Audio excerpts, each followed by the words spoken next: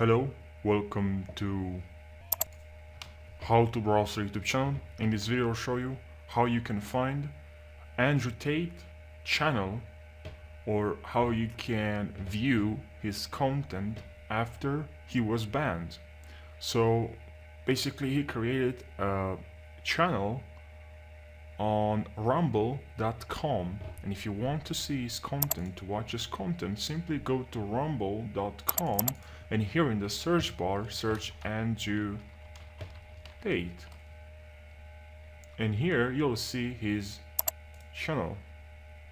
As you can see, you can subscribe as well, why not? And here you can watch his most recent videos.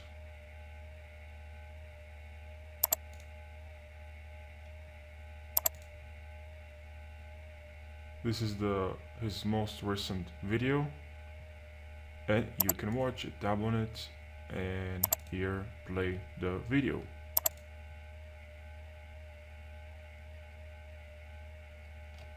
You can comment as well. You just need to create an account. There's an ad.